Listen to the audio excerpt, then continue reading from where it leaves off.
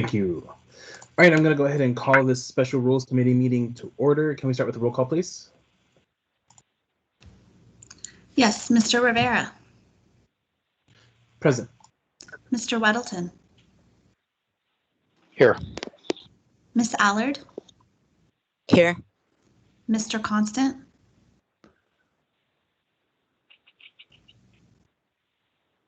Mr. Dunbar.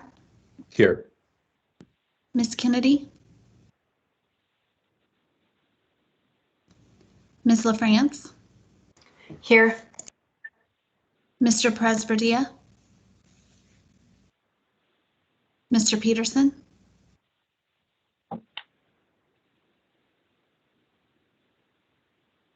I do, Mr. Chair, have several phone numbers on the line that have been muted. So just a reminder that *6 is how you unmute yourself. Ms. Zolotel. Here. Thank you.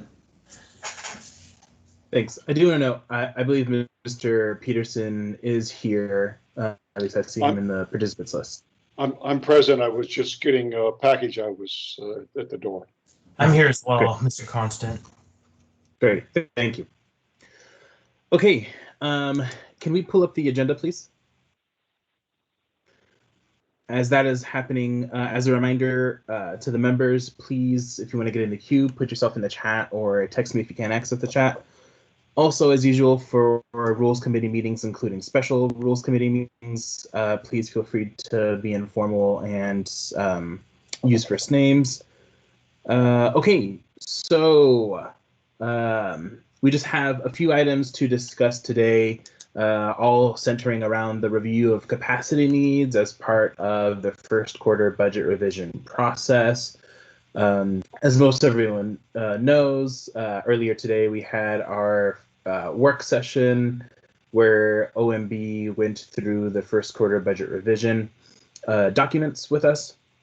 As some might remember, at the January Rules Committee meeting, one of the discussions that we had was about any topics of interest members wanted this committee to take up. Two members, Meg and Suzanne, brought up the items we have on our agenda today. After consulting with the two of them, it was determined that these topics could possibly be addressed by this body during the first quarter budget revision process. So we're here today to have a discussion about these topics, in my perspective, both from a procedural perspective as well as a budgetary perspective. With that, I'll go ahead and turn it over to Meg and Suzanne to lay some of the groundwork for us to have a good discussion today, and then we'll see if we come up with any guidance that Assembly leadership can use. With that, I'll go ahead and turn it over to Meg and Suzanne. Thanks, Felix. I think Meg is going to speak first. Yep, I'm ready. Thanks, Suzanne. So we wanted to first start out this discussion by acknowledging how busy everyone has been on the body. COVID-19 has only enhanced the busyness. And that means when we're busy, the clerk's office is definitely busy and Assembly's council office is also busy. But beyond COVID-19, there are some big projects in the works for 2021. There are 3 I'm aware of, and they're all new chapters in code. And I'm sure what I'm aware of is an incomplete list. I'm sure you all have big things too that I'm not aware of yet. So I think today we would like to have this discussion, hearing any thoughts in particular from Dean and Barbara, if we can learn more about Assembly Council's workflow and schedule, discuss the capacity of Assembly Council, and are we utilizing that resource in its highest and best way, or could some items or demands that we've been asking Assembly Council to do be redirected to other staff or offices, including Assembly aides? And then if we could discuss, how does using Assembly aides, individual Assembly aides, work for you, as similarly with the Municipal Attorney's Office, really just trying to lay some framework for, or some initial foundational information about whether or not additional capacity is needed and if first quarter is the place to look at doing that. And I believe Suzanne's got some more to add. Thanks, Meg. I think that covers it very nicely. I will just add that having an understanding, as Meg said, about the workflow that Assembly Council is tasked with, and just how many hours a week are taken for meetings. And I know when we have our regular meetings, there needs to be time set aside for amendments. One of the issues is, we all have day jobs and families and other community obligations, and it's hard to, at least for me, project ahead, and often am in reactionary mode and tend to work on evenings and weekends. And I know many members of the administration and Assembly Council and the clerk's office do as well. But I'm not sure that's, the best approach either, to expect folks to be available at those times. And I have another piece to add. Felix, did you want me to talk about, I think that might be towards the bottom, the issue with legislative support. I'll hold off on that one in terms of feedback that we've received from the public. And as Meg said, it would be really helpful to get comments from other members and the clerks and Assembly Council's office as well, to hear how it's going on their end. Thanks. Great. Thank you, Meg. Thank you, Suzanne. So unless there's any objection, I'll go ahead and just take these issues in the order they're presented on the budget, but there's in the agenda rather, but there's probably going to be some overlap and of these different issues. So I'll start with Assembly Council capacity. Dean, I think you're in our meeting. Before I do that, actually, just want to note for the record, we've been joined by Crystal Kennedy. Dean, did you want to go ahead and provide any? Oh, okay. It looks like Dean's dealing with some tech issues. Okay, well, hopefully Dean will be able to join us soon. So we'll go ahead and move on to Clerk's office capacity. I don't know if Barbara's with us. She did send me an email with some of her thoughts, which I'm happy to read, but I know she's busy with the election. Oh, actually, Barbara is here. Did you wanna? Go ahead, Barbara. Okay, thank you, Felix. I'm taking a look at our list. I feel a little bit like a broken record because I've been concerned about the capacity in the clerk's office. And one of the things I didn't put in my notes to Felix is that I took a leadership class last year.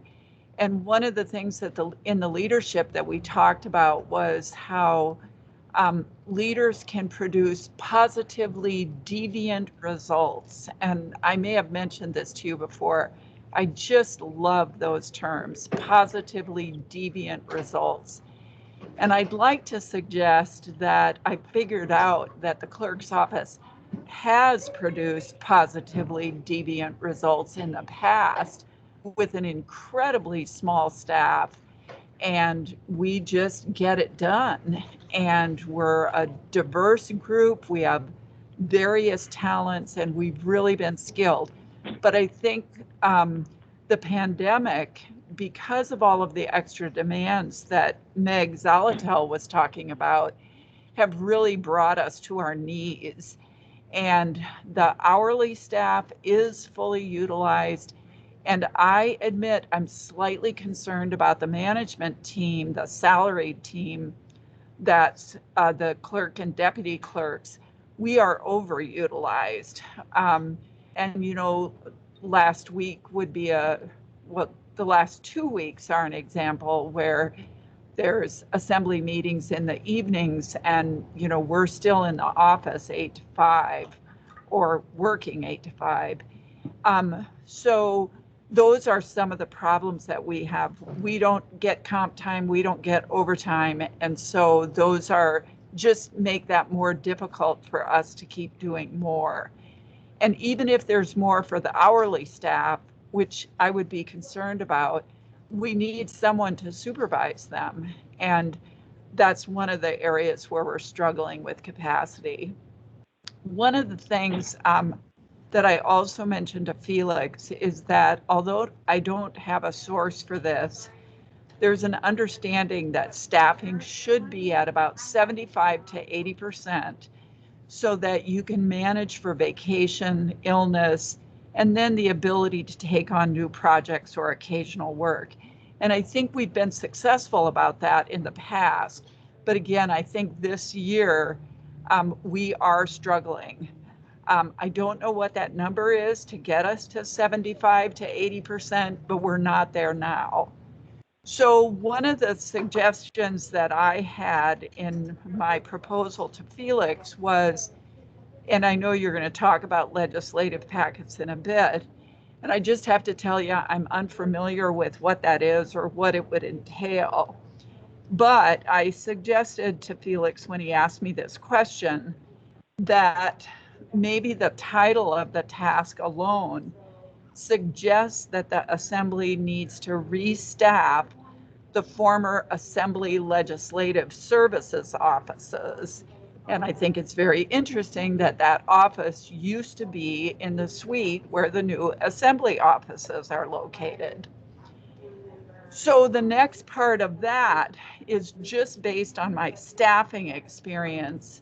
I think an option for the Assembly to consider, if the proposed public engagement officer that you have won't be doing public engagement full-time, the Assembly could allocate the remaining hours for that new position to address some legislative services, and at least to do some legislative services for the chair and the vice chair.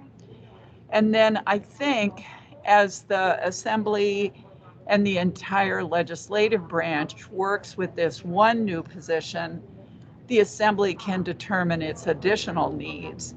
I think with the addition of staff in the Assembly office and then reassignment of some of the legislative tasks that the clerk's office is doing, the clerk's office could see and certainly hopes to see some relief to our workload.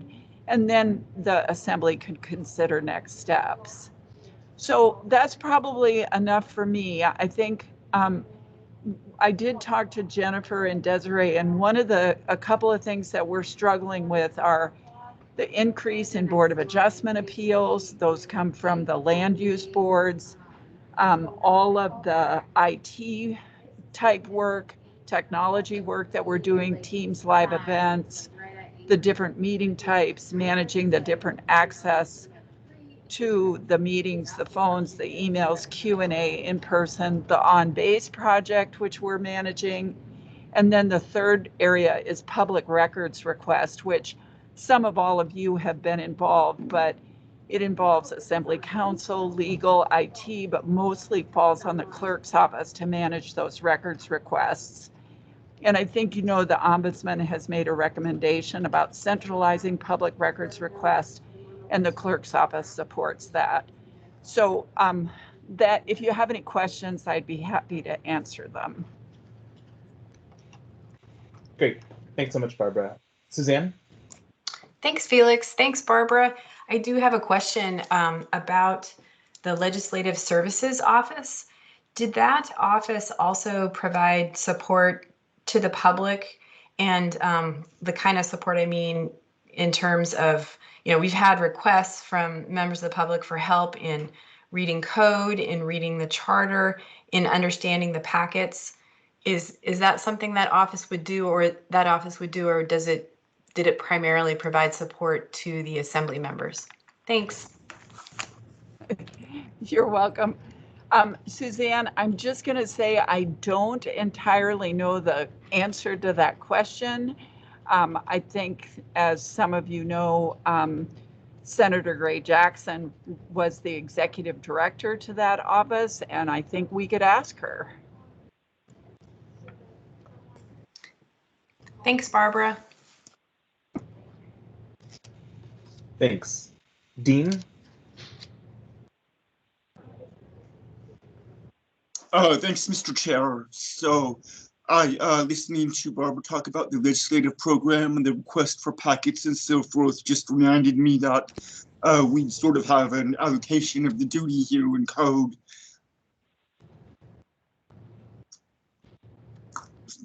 Okay. Can you guys hear me okay?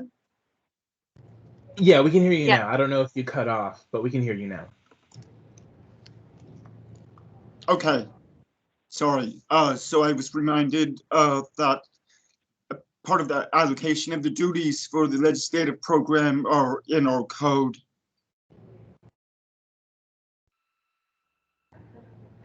I'm not using this. It's in section 210.075. Subsection B says it's among the prescribed duties of the mayor to implement the annual state legislative program approved by the assembly through research, dissemination of information, and advocacy before the state legislative and administrative bodies. I mean, I just read this just saying that the mayor's office should be putting together legislative packets and so forth.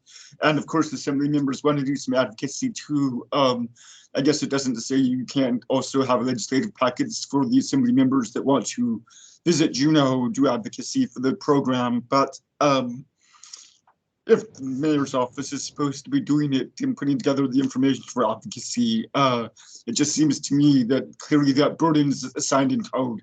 Maybe you want a code change to go along with the request, but I, would just hesitate to burden the clerk's office with more when it's already addressed in code and the burden's on the mayor's office. And I'm not trying to put out there that we should have a battle with the administration, but just reading the code for you. Thanks, Dean. Suzanne, do you want to go ahead and do your question and then I think address the meaning of that last issue on the agenda, the legislative packets issue? Sure, Felix, thanks. And I had a question because I wasn't sure if perhaps I had misunderstood the role of the Legislative Services Office.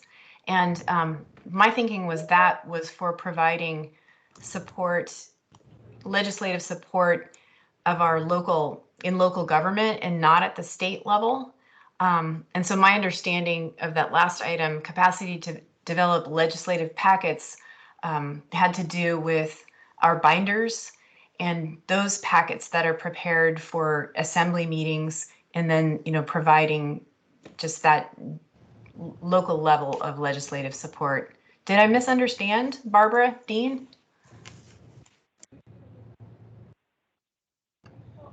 Well, this is Barbara.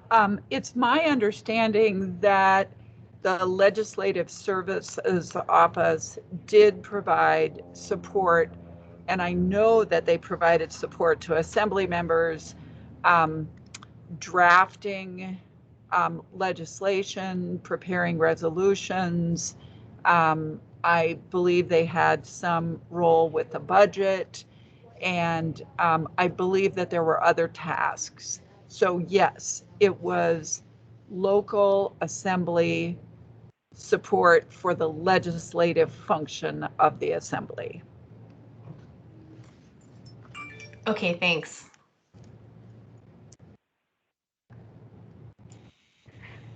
Thanks.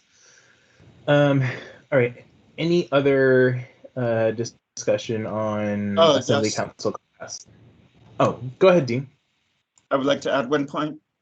The code I was just referring to about the legislative program, it was enacted in 2002. And I'm not sure of the timing, but the Legislative Services Office Barbara referred to, it might have been before or soon after that. But just to give you a time frame here, I think that the Assembly back then recognized, juggling the burden and decided to do something to sort it out back then in 2002, towards the end of the year.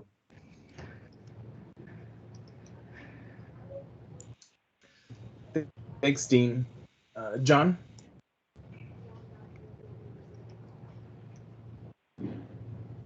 Hi. So we have some increase for the assembly in the current budget, and does that increase our capacity? I know we had pay raises, and Can you go through what else is covered by that? Yeah, so I think like Barbara was saying, one of the things that's getting a lot of background. Oh, sorry, that's you. Okay, yeah, I know you're at elections and it's busy. So one of the things that's included is a special assistant to the assembly, which I think, as Barbara mentioned, she is hoping will be able to lessen some of the burden on clerk's staff, for example, with drafting resolutions or some of the research requests. Can you find this ordinance? Can you find that resolution? So, some of those things I think can probably be moved over to that special assistant to the assembly, so that the clerk's office can, keep focusing on the job that they have. And then I think it sounded like Barbara's sort of long-term suggestion was looking at reinstating the legislative service office. So besides the pay raises for certain positions in the legislative branch, the special assistant, I feel like there was maybe one or two other things, but it's not coming to me right now. Okay, because it would take a lot more to, really, Dean is obviously, spread thin, and and other points. So, okay. So we have work to do. Thanks.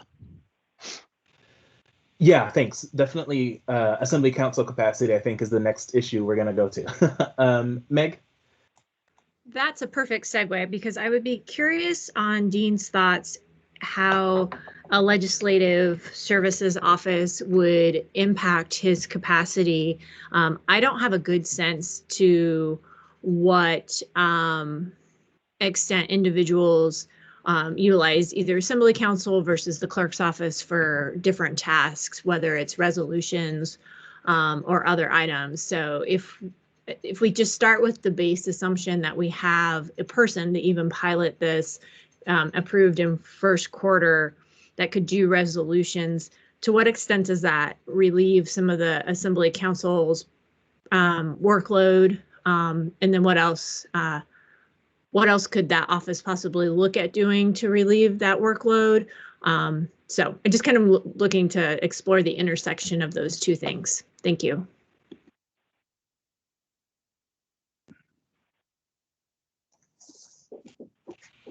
Dean, did you want to weigh in on that? Yes, sure. Yes, thanks, Mr. Chair. And Ms. Salatel, that's a good question. I can say for sure there would be some things that my office does that this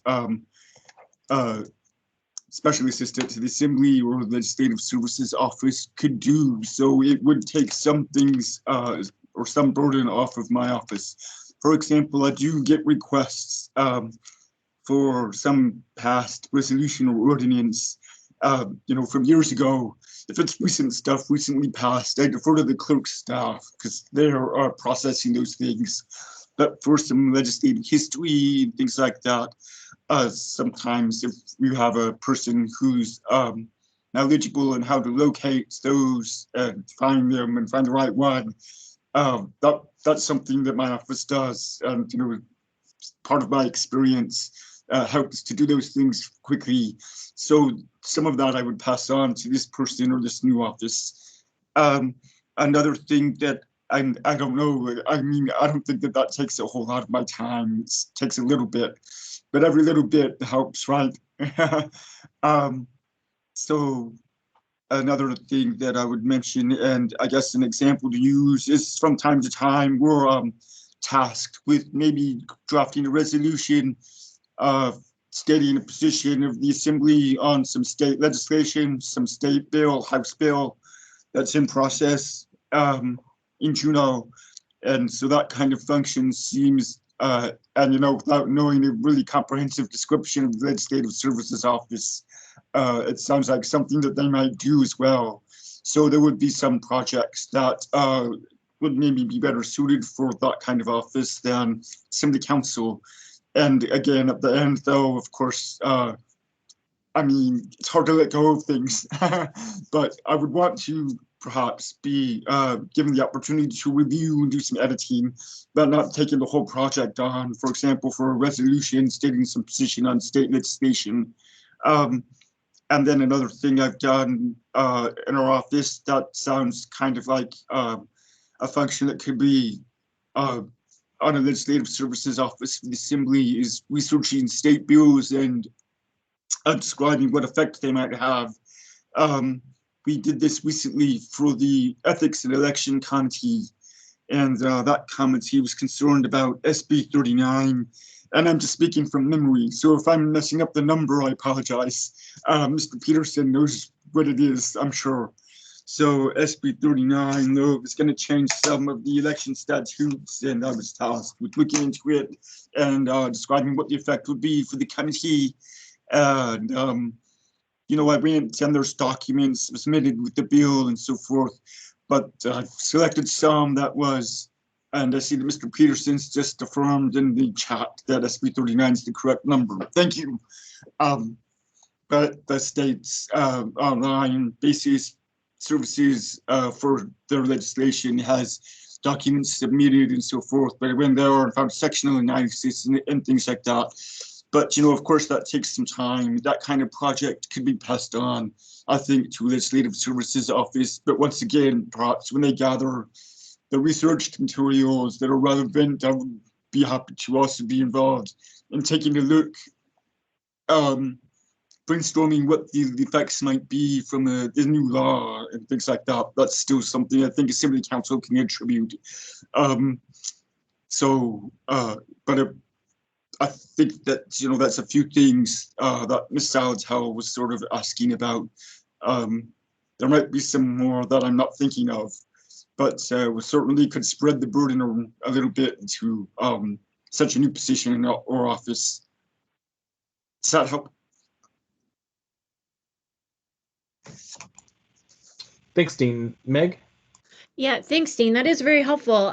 So I'm curious then, about the intersection then, if we had that type of office, but where, you know, I could see it making us even more productive. And you're our legal mind.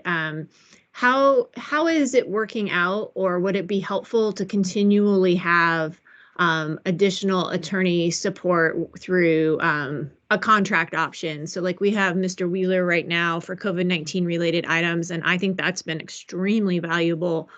But kind of thinking to other departments, how they have a term contract for different services when it exceeds the capacity of the department. I don't know if something like that would be possible when we call on it when needed, or when we pull out one of these really big projects where we're going to overhaul or create a whole new chapter in code. So I'd love to hear your thoughts on that as well.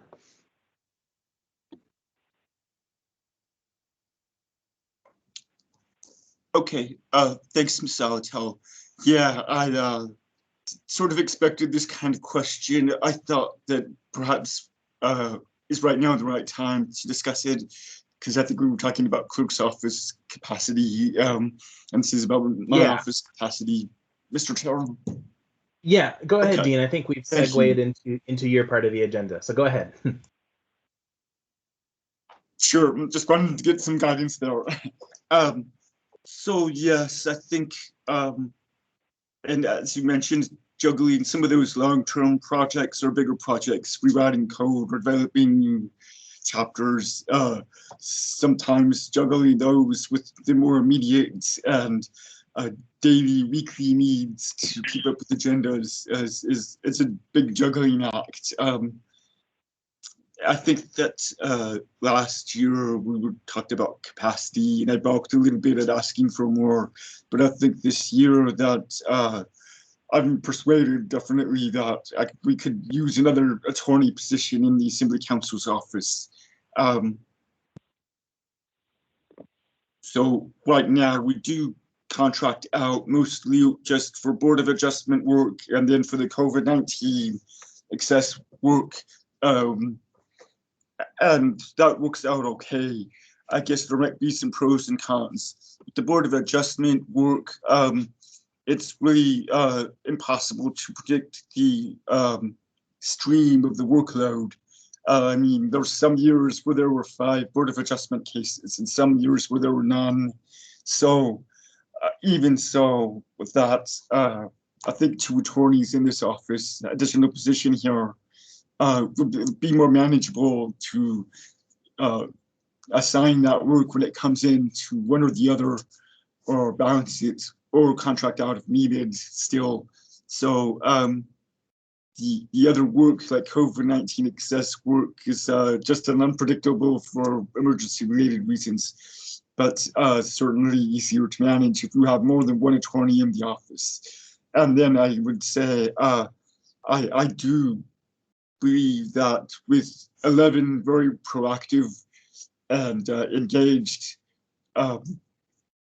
bosses and politicians that want to get a lot done, I've certainly seen that just one of me is not quite enough to go around and address the different committees and the things they want to get done. So I think even without a year of not much Board of Adjustment work, that we could keep 2 attorneys busy, and we have a year with a lot of Board of Adjustment work, we still have that contract capacity if it's needed.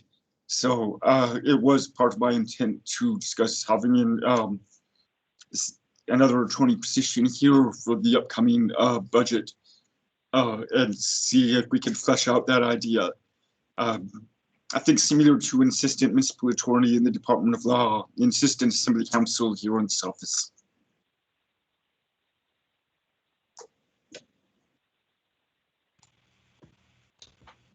Great, thanks, Dean. So since we have moved on, any thoughts, suggestions about assembly council capacity?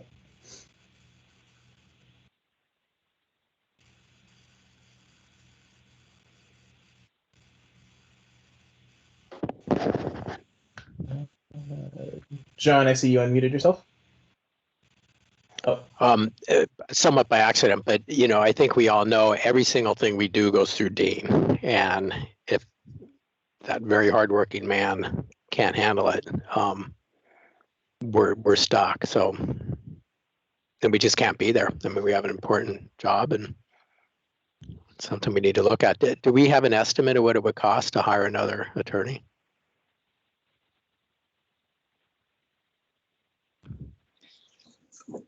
Well, I must first admit I haven't looked at that total compensation for another position, but I'm going to give you an estimate. And I think it depends on starting pay, but it could be anywhere from 90 to 130.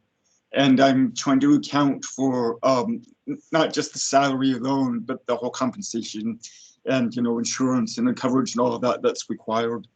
I mean, it could be anywhere from 90 to 150, depending on how much of an experienced person we're looking for, fresh out of law school, as opposed to someone with 25 years of experience. Well, we want another dean. Yeah, I'll try to clone myself. That might be costly.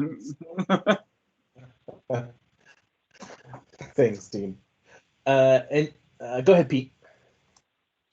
Thanks, Felix. And I don't believe cloning is in our code anywhere. I don't think that's allowed. But we were fortunate to get some interns in some of the previous summers. And I know that something you can't always count on, but is that something that we are planning to maybe try to do for this upcoming summer? I don't know how much luck we've had in the past of recruiting interns. Just wanted to throw that question out there. Thanks.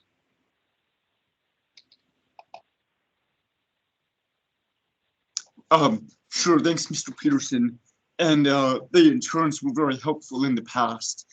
I guess sometimes, wow, they help us really do something efficiently, and sometimes they're very helpful, but it takes a bit of work to figure out what they did and clean it up too. So, you know, it's a little hit or miss, but it's a great learning experience for them and always appreciated. And sometimes they open our eyes, right, coming from a fresh perspective. So definitely, I want to keep looking at recruiting interns, and the recruitment has been through the Department of Law. They have an attorney assigned to recruit law students for summer internship work for the Department of Law and the municipal prosecutor and my office. You know, we asked to get on board, I think it was 2-3 years ago. And so that's the recruitment. So I didn't have to do that myself. And I think that works out spectacularly to consolidate our resources that way.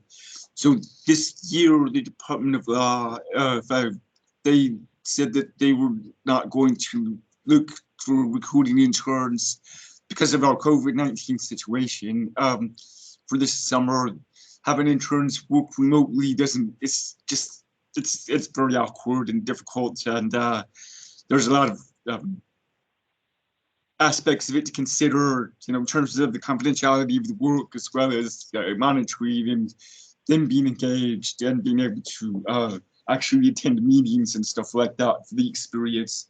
So because they weren't going to look, I didn't either. So we don't have interns this summer. I do expect, though, that we're coming out of the COVID-19 situation. And I kind of want to say sooner rather than later, but I think that by summer 2022, we should be out of it and a little bit back more to normal. So we'll probably be recruiting a year from now. Okay. Well, great. Thanks, Dean. Thanks, Felix. Thanks. Meg? Yeah, I just wanted to add my 2 cents about another attorney into Assembly Counsel's office. It would be my preference to see us fund that position if that's what we chose to do at kind of an intermediate level, not a brand new lawyer. We're a demanding group. And I would really like to see someone, you know, if we can recruit someone who has some municipal law experience, I think that would be very valuable. And they could hopefully, you know, kind of hit the ground running a little bit more. So I just wanted to express that would be, I would rather spend a little bit more money for more experience to start. I do understand budget limitations, but I think it would be money well spent.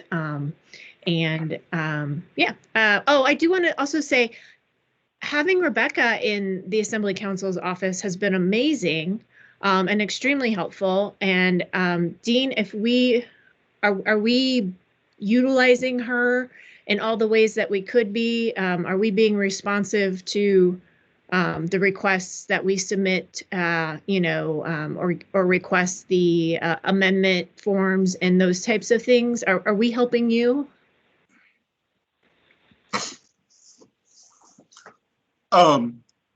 Yes, I think we are. We're also learning more as we go. It's again, she started in December, you know, the middle of COVID. It's sort of a weird situation we find ourselves in, trying to work this way remotely and so forth. But I think that we're continuously learning. And Rebecca's been an awesome help. I have to agree. I'm really fortunate to find someone of her caliber and of her efficiency level. She's fantastic, and so kudos to her. I got really lucky, and I think that we will find more and more how we can communicate with her and use her to really expound on her abilities. And I think we're doing a great job of it now, but we will continue to see our productivity level rise as we go along with Rebecca. So I think we're using her appropriately, though, Meg, that you asked. And we might just find to use her more effectively. Awesome, thank you. Great, thank you. Any other thoughts on Assembly Council capacity before we move on to Department of Law?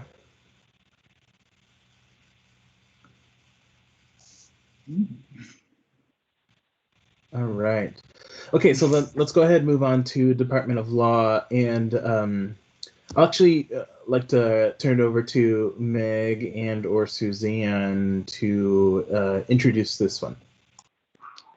Sure. Thanks, Felix. So the question here really was stemming from, are we utilizing all the tools in our toolbox? And one would be, are we asking the Department of Law for help? Or is there additional capacity in areas that we should be tapping into more, just as we try to create a full picture of our resources available and to lighten the workload? At least that was from my perspective. I don't know if Suzanne has anything to add. Nope, that's good. Thanks, Meg. Great. So I saw that Dee was with us. I don't know if... Oh, Kate's with us too. Great. So Kate, do you want to speak to this? Sure, and I'm going to lower my hand back down. Thank you. Yeah, the Department of Law is very busy. We, I think, have mentioned in this sort of setting before, of course, we want to be a resource to the Assembly, our resource to the Assembly. We work regularly with Dean and have a good relationship there. So while I'm not in a zone where I'm asking for more attorneys at the Department of Law, I don't think this is remotely a situation where there's a lot of excess capacity at the Department of Law. We have added a position in prosecution. I think that that's not the an attorney position there. I don't think that's the sort of capacity we're talking about here, though. On the civil side, we obviously do a lot of effort and review on what is going in front of the Assembly, and a lot of work with the administration on some of the same issues, as well as with Assembly members. And we're happy to continue doing that. But it makes a lot of sense to me that in terms of those Assembly documents that come out and needing the additional assistance, having that rest within the Assembly Counsel's office seems like the right approach for how to do that, rather than trying to house that within the Department of Law. So I sort of commend that particular approach. I don't know if there were more specific questions on that particular interplay, and I do note that Dee is also here, and I invite her comments as well. More globally about how busy civil is, I would just add, this is a weird year for us with COVID-19. We have some elements of sort of going in front of a judge, hearings, depositions even, that have really been put on hold, and we're looking at an enormous backlog up in front of us, but it hasn't actually started to hit as much. So there's a chance that we'll be sort of utterly drowning in 6 months, and we really are feeling that on the criminal side, that the trials that have been pushed off are going to finally be happening, and so we're sort of bracing for what that looks like. But it's also been an incredibly busy year despite COVID, with a number of COVID-related litigation, election-related litigation, in addition to the normal work that one would expect the municipality to be doing. So I think that my answer is we weren't looking for a new position. You will see in the first quarter budget, there is an increase for the Department of Law, and that might be a topic for a later work session. But in brief, that covers that our conflict counsel costs are increasing on the criminal side, and that is obviously something that there's a constitutional right to. And then on the department-wide side, it's an attempt to adjust salaries. We pay significantly less than the state of Alaska, which is a big competitor for some of the public service-minded attorneys in this community, and the state pays less than the feds generally. So this is part of an ongoing process of trying to have our salaries be more competitive, similar to what Assembly Member Zolotel said earlier with respect to how valuable it is to have an attorney sometimes that has some of that experience. For us, if we can retain our mid-level attorneys and our more senior attorneys by paying them a more competitive wage, that pays dividends to the municipality in terms of the work productivity, and just sort of the correctness of the legal advice that we can get out of it. And obviously we do have a range of experience within our attorneys, but that's the basis for that request, and I'm excited to have that in front of you as well. Anyway, I do see Dee's hand up, so perhaps it might make sense for her to go next. I'll hand that back to Felix though. Great, thanks, Kate. Dee? Yeah, I would just add, and I agree with Kate, that I think the additional assembly stuff would be better handled downstairs, would be better coordination. But I will say that the Department of Law does a huge amount of assembly work, which I think is almost always behind the scenes, so you're not all aware of it. So there's a tremendous amount. The other thing is that Dean and I and Dean and other people in the Department of Law spend hours and hours per week exchanging ideas. What do you think here about weakness there? So the support from the Department of Law, I think, is relatively huge. Having said that, yeah, we're just swamped right now with pandemic-related items, and in the long run, does it make more sense to add more capacity up here? Just with respect to assembly matters, I think probably not. But again, a huge amount of time, and it's also helpful for us that both Department of Law and Assembly Council are coordinating and cooperating on a regular basis, so we don't get to an assembly meeting where we disagree. And I don't know if you remember, 5-8 years back, there were huge disagreements at assembly meetings. Right now, there's a much more level approach, and I think far less fireworks between the two departments, because we review things ahead of time and we alert each other to potential legal issues with different items. Having said that, we get a lot of things at the last minute, both from the assembly and from the administration, and then it's hard to do that troubleshooting prior to the assembly meeting. And that's it. Great, thanks, Dee. Pete? Thanks, Felix. And so I'm wondering if we have a big rush to try to get caught up this year, would it be more prudent to try to go out and hire outside counsel to try to help us fill in the gaps to take care of those cases this year? Or is outside counsel going to be just as busy because they're defending the people that we're prosecuting? Just wondering. Thanks.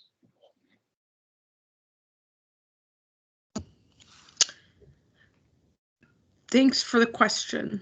So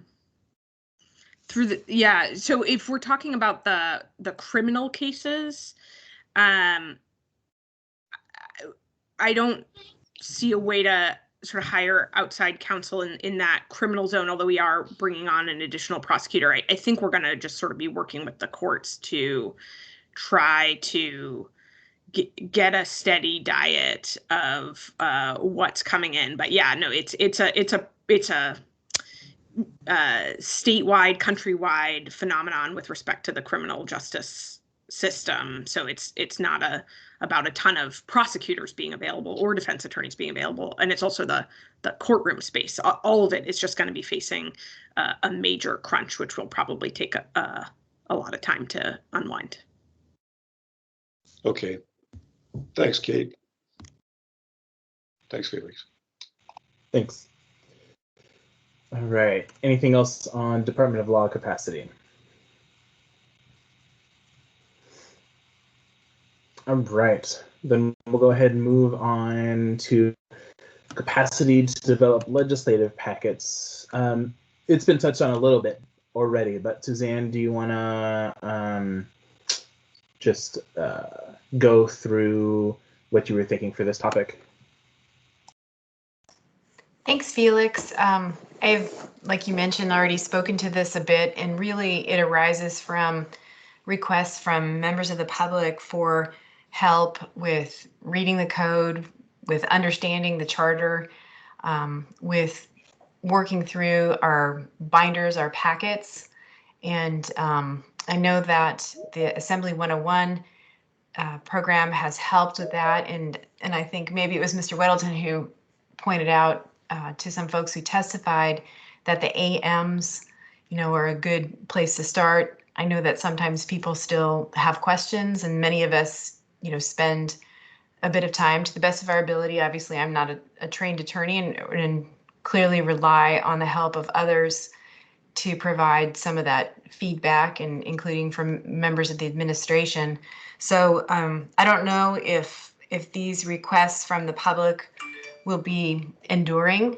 I mean, I had a couple constituents, ask who can they go to for that kind of help, and is there a legislative liaison who can help members of the public? And I know that some of the assistance that has been provided in the chambers, I think, has been helpful to people.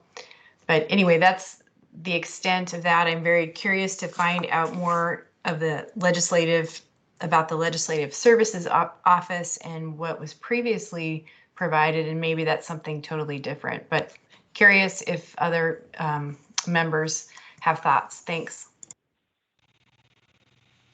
Thanks. Meg? Yeah, so two thoughts about that, and I've been thinking about this for a little bit. One is the ambassador in chambers has been really great, and if there's some way to leverage that program beyond just the hours we're in the chambers, might be one option. The other is if we did more and this wouldn't cover the legal issues or interpretations, because I think that's very specialized. But in terms of accessing or understanding where things fall in the agendas on our packets, I don't know if our own individual aides with some training could help us handle that on a constituent request basis. So those are just two thoughts of things we may have to start to meet the need while we explore what the Legislative Services Office did, or how it could maybe be leveraging those two different resources. I also don't have a good sense of how many members are utilizing aides, or if they're utilizing them in the capacity to talk with constituents. Thanks. Thanks. All right, so I'm next in the queue. Yeah, so this particular topic is an interesting one for me, and I think it is going to be. I think there's going to be an increased demand for easier and access to what we're doing in a way that I think we can all understand. Because I'm probably not the only one that sometimes reads some of the ordinances or resolutions that we have and has to read it a few times before I actually understand that it's actually in English and what it's saying.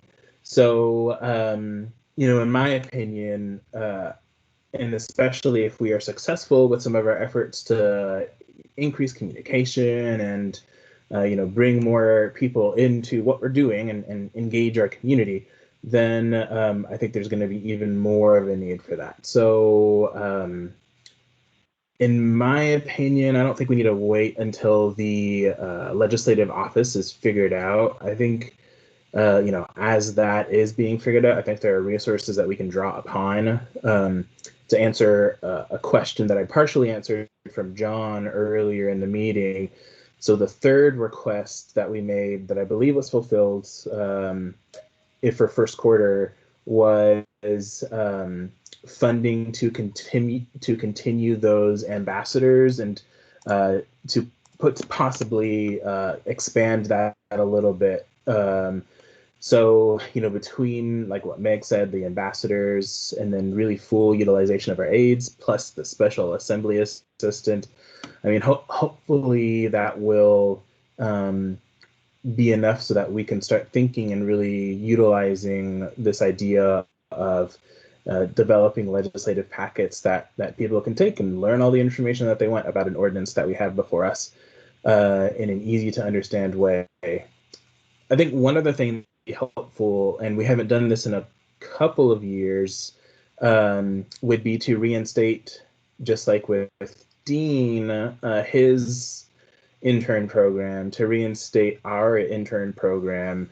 And that might be another way to increase sort of temporarily our capacity as we think about that legislative office. That's it for me. Thanks. Anyone else want to talk about this?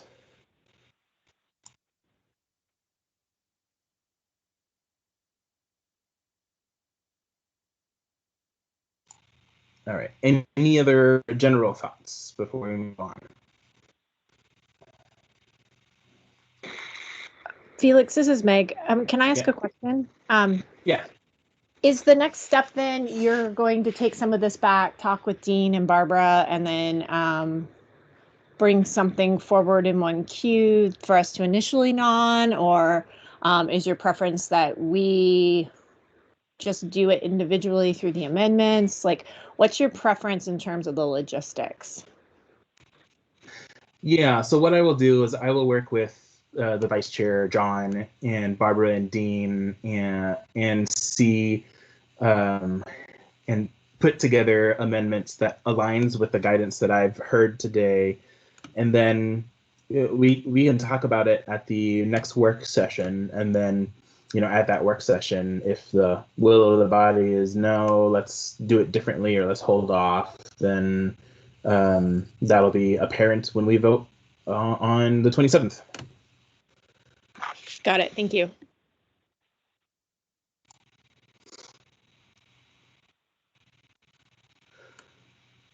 Okay. All right, not hearing anything else, then thanks everyone for participating in that discussion. Thanks Dean and Barbara and Kate and Dee for providing all of your input on that. That's really helpful. John and I will take all of this, and hopefully you'll see something when we do our next work session on Q1. We don't have any unfinished business. We're going to go ahead and move on to audience participation. I know that we have several folks on the line, so I'm going to ask the clerk to assist with managing that. Sure, this is Jennifer. I'll help with that. I'll just go down the list as I have it on my screen. A reminder to the public, if you're muted, and most of you are, you can push *6 to unmute yourself if you would like to talk. So our first phone number is 907-632-9449. Would you like to provide any audience participation? This is Eugene Haberman. Can you hear me okay? Yeah, yes, we can sir. hear you well. I'll go ahead and put on your timer, Eugene. Thanks. Yeah, I'll put my timer on, okay? Excuse me, it's the wrong day. Just a couple points. I was listening with interest to what your comments and concern of basically dealing with work overload and the capacity for you to do your jobs, and you're trying to figure out what to do in that scenario and be more efficient. But I'd like to raise a couple of points here, because as you know, I attend a lot of meetings, and I've been monitoring the Assembly for a number of years. On those meetings is that your consent agenda in the beginning, you have an enormous load over there. A lot of those items there are more, to me, and you might quote me, a PR attempt to encourage the public to vote for you. It's quite different than at the Borough Assembly meetings. They don't do that scenario.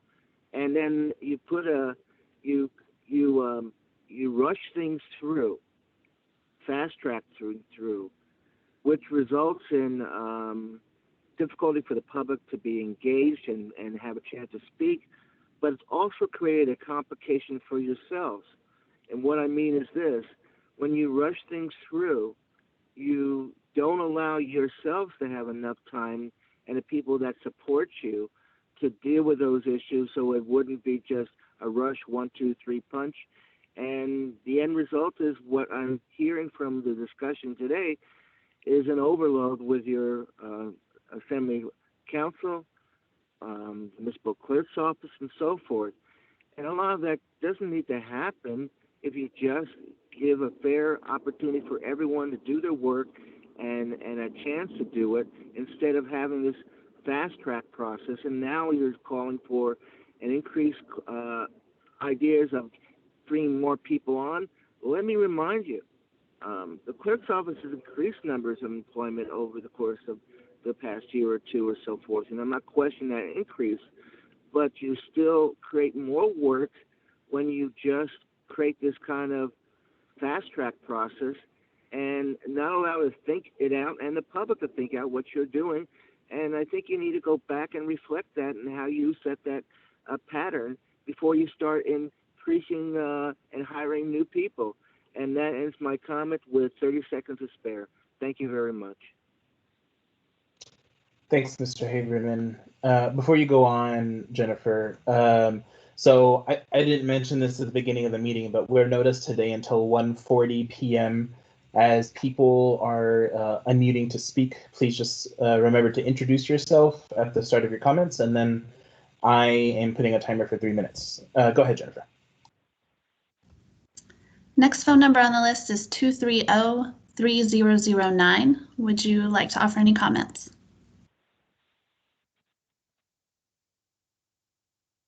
Okay, next number is 230-3448. Reminder to unmute is *6.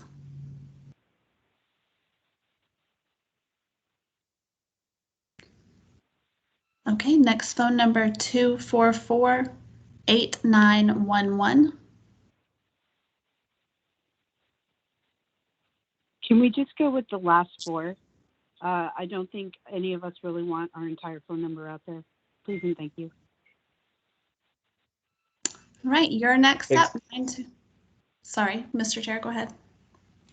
Yeah, and actually, I was going to suggest, so there are a few people who are already unmuted. So why don't we just go through the folks who are unmuted, and then we can just do a general request after that. I think that might make this quicker. Okay, phone number at 9213. Yes, thank you. My name is Rachel Colvard. I appreciate the opportunity. I also appreciate that there are organizational challenges, and I look forward to hearing how you guys are going to work through this and support your efforts. Thank you.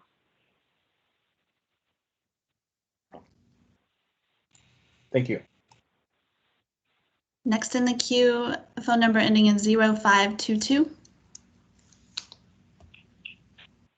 Hi, can you hear me? Yes, we can.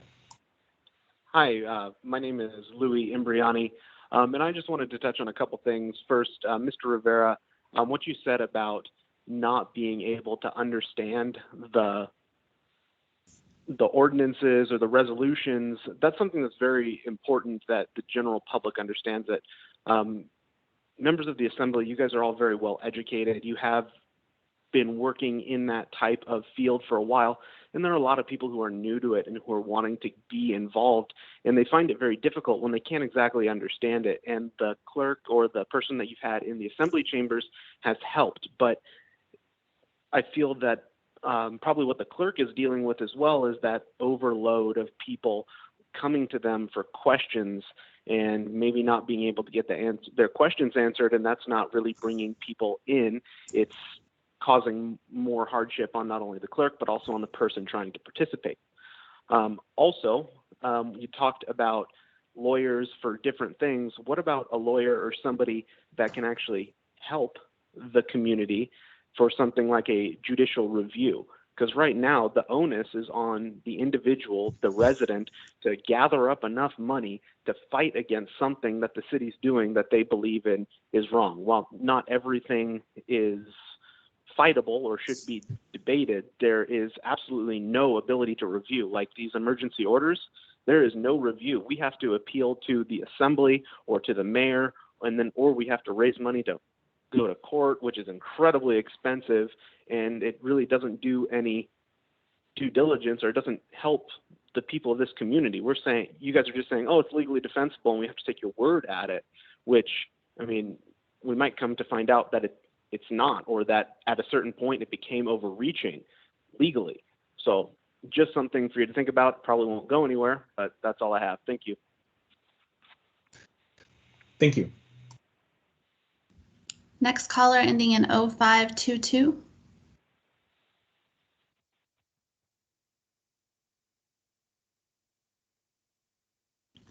Okay. Mr. Chair, this is Mr. Constant. Briefly, to Mr. Imbriani's point, if I might.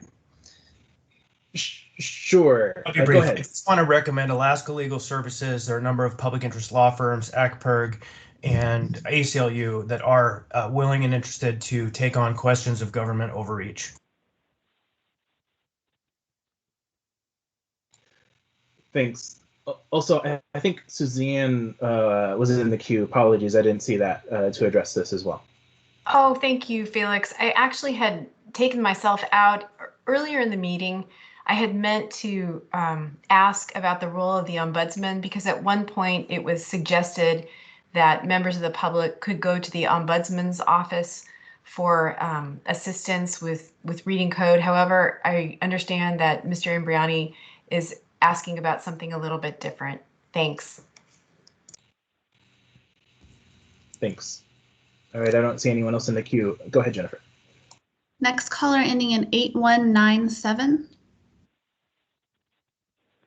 Hi, good afternoon. Chelsea Foster for the record. I just wanted to say a few things. I wasn't prepared to speak today, but first I want to say that the charter has been, for me, easy to read. I don't know if that's just because I have policy knowledge from chairing a committee, a governance committee, or because I just read Robert's Rules of Order, but you guys have done a great job, and I just want to let you guys know I support you. Thank you. Thank you. Next caller ending in 4872.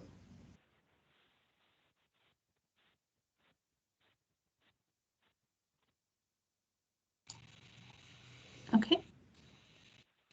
Next caller ending in 6789.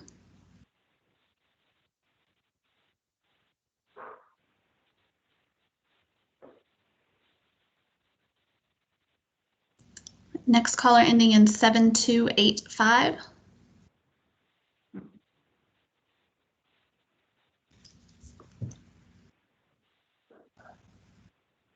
How about 9108?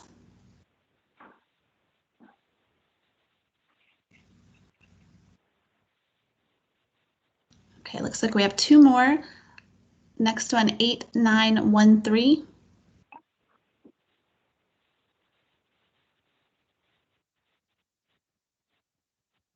And last caller, if you would like to provide comments, ending in 6162.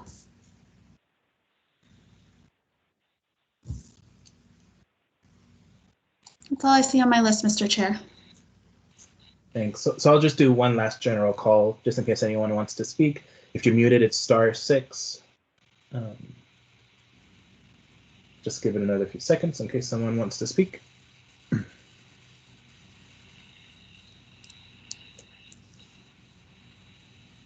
Okay, great. Well, I really appreciate from the members all of the discussion today, and then from the public all of the comments and feedback. With that, this meeting is adjourned, and I wish everyone a great weekend. Mr. Chair. Oh, I'm sorry. Ms. Kennedy? Kennedy, yes, thank you. So actually, I kind of want to go back to the unfinished business. I do think we have some unfinished business that we seem to all be avoiding, and that is the incidents of Wednesday night. So I really would, because this is our rules committee, and we typically have an informal conversation, I'd like to kind of start that conversation to see, really how we deal with that, how we move forward as a body. And if this is the appropriate time, I'd like to start that conversation. If you'd rather wait till Tuesday night, we could do that too. But anyway, I will wait for your permission to speak on that, or your thoughts about whether or not we try to set aside some time specifically for that. Yeah, thanks, Crystal. So it's wasn't part of the agenda as we put it forward. In my thinking, I was suspecting that this would be addressed on Tuesday, but if there are members of the body who want to talk about this today, I'm happy, since we do have a little time, not much, but I'm happy to entertain that if that's a will of the body. Otherwise, I will suggest that maybe Tuesday would be more appropriate. Well, again, I will say that because this is the Rules Committee and is little informal, I think it might be better for us to actually not be airing all of our dirty laundry in the middle of a very public meeting. But anyway, I'm certainly willing to go with the will of the rest of the members. Mr. Chair, I'd put myself in queue, please. Yeah, go ahead, Chris. This is as public as that meeting. We see who's here listening and recording, and so I think it's 6 and 1, half dozen of the other. That's what I think. But we only have 19 minutes left here. Well, if we Okay. want to set aside, if we need more than 20 minutes, then I'm happy to wait. But anyway, Chair, I'd like move I said, I'll motion. go This through is ruling on that. So hearing what Chris was saying, I'm happy to go ahead and just go ahead and start this conversation, I suppose. So Jamie, I did hear you make a motion. I didn't hear what it was though. Yeah, I apologize. I wanted to move motion to move until 2 p.m. I think that there's some things we do need to talk about, and the longer we wait, I don't think it's appropriate. I think we just kind of need to address the horse or the elephant in the room. Sure. Is there a second to that motion? I'll second that. This is Suzanne. I'll second, though I understand. Okay. Oh, sorry, I know we'll discuss. Yeah, thanks. All right, so on the motion to extend until 2, John, are you in for that? Well, sort of in for that, but if you'd prefer, I'd be happy to take the gavel for this discussion. If we actually do get into the discussion, I'm happy to turn that over to you, sure. But for this motion, I'll stick with the gavel and turn it over to you if it's needed. Meg? Sure. Thanks. I can't stay till 2. So sorry, I don't have that flexibility in my schedule this afternoon. Of course, I'm just one person, but just want to let you know. Thanks. Chris? I'm similarly situated. Felix? Thanks. This is Crystal. Yeah, go ahead, Crystal. Well, I want all of us to be present. I don't want this to be something that somebody said, well, I wasn't part of that conversation, or I didn't hear so-and-so's comments or whatever. So we really don't have the time. We don't have the time. But again, if we want to start until 1:40, we have some time. Sure. So we could do that. We could start, although in my opinion, I think these conversations are better started and ended at the same time, or at least, I don't know if there's really an end to the conversation, but at least having the full conversation. So I will provide an alternative, which is we could just schedule another special rules committee where this is the topic of that committee and we just have that discussion. So I'm going to go back in the queue and then we'll see. Suzanne? Thanks, Felix, and I appreciate the desire, to have this conversation, and it's one that we need to have. My question, Felix, is to you, and if there was what was planned as far as structuring a discussion for this Tuesday's meeting? Yeah, thanks. So I just envisioned allowing Jamie to have a moment of personal privilege, and then we would sort of just naturally see where the conversation goes from there. I did not have a formal structure for the conversation. Thanks, Felix. And may I ask one more question? Sure, and then I'll go to you next, Jamie, because I see you're unmuted. And then my question to Ms. Kennedy, I guess, would be what do you imagine for how to structure a conversation? Thanks.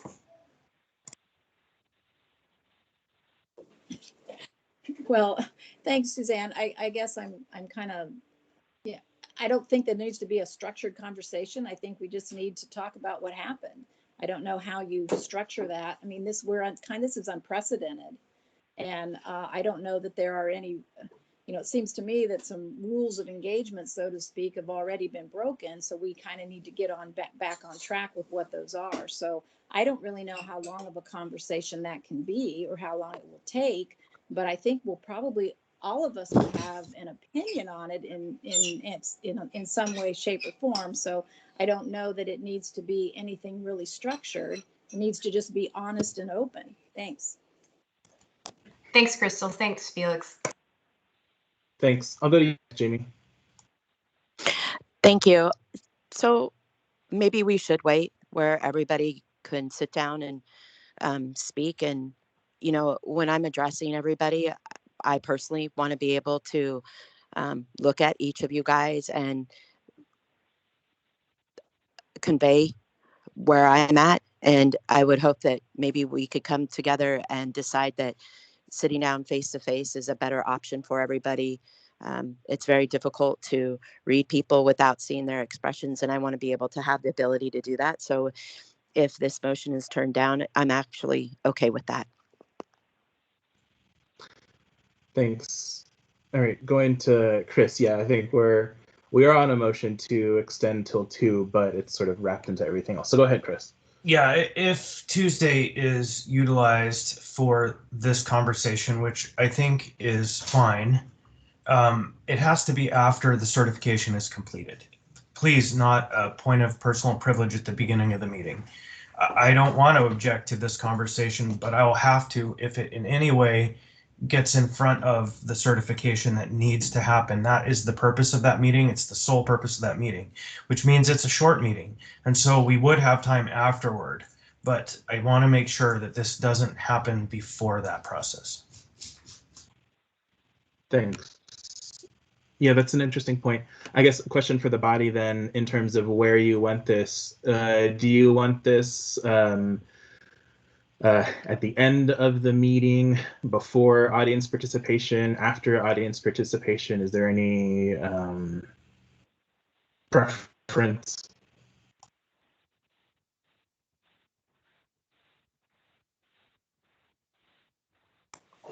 Felix, it's Suzanne. This is Jamie. I agree with Chris. I'm sorry. I agree with Chris. Felix, it's Jamie. Okay. Thanks, Jamie. I Suzanne? agree too. Thanks, Crystal. Go ahead, Suzanne. That's fine with me. Until Mr. Constant had brought that up, I thought maybe a special meeting before we do we certify the election. But I mean, however, before or after, fine with me. Thanks. Okay. All right. So then, so there is a motion on the floor. Will the mover and seconder go ahead and withdraw the motion if you feel so inclined? This is Jamie. I withdraw the motion to extend the meeting to 1400. And I'll withdraw the second. Great, thanks. Okay, so then what we will plan on doing is having this conversation on Tuesday, sometime after the certification of the election, and then okay. Mr. Chair, and that'll everyone should be there in person on Tuesday. At least that's the hope. Go ahead, Chris. Briefly, I think just in the sense of symmetry, we don't need to schedule a special meeting at that time, that we don't need to add a special item on the agenda. That would go against kind of the clerk's strong desire for this meeting, but we do have member comments at the end of the agenda of every meeting, and it seems natural that that would be the place for this conversation to take place. And so I would urge you not to create a second bullet point or anything of that nature, because again, the clerk tries very hard to ensure that the election certification meeting, the only item on the agenda is the certification, public comment, and our comments, and then it ends. Yeah, thanks. I'm actually gonna have to clarify with the clerk, and sorry, Jennifer, put you on the spot. Do you know if the agenda actually has assembly member comments on it? Has the agenda for Tuesday been developed? We have to wait until after the commission meets tonight to publish the agenda, so we'll probably publish it over the weekend or most likely on Monday. I know it doesn't have a lot of the regular items, so I have to check, Mr. Chair, on whether it has member comments or not. Okay. I guess let's go ahead and include that, because my my memory tells me that most special meetings actually don't have member comments. That's something that's not included in most special meetings. So let's go ahead and do that for this one. I think you're correct, and we will add it. Thanks. Felix, right. this is Crystal. Yeah, go ahead, Crystal. Felix, thanks. I just wanted to mention that as much as I regret not being able to be there in person on Tuesday, I am going out of state to visit my elderly father now that we've all been vaccinated. So anyway, I will be calling in, but I will not be there in person. So thank you. Got it. Thanks. All right. Any other final comments before we adjourn? Okay, then I will go ahead and adjourn this meeting and wish everyone a good weekend. Thank you.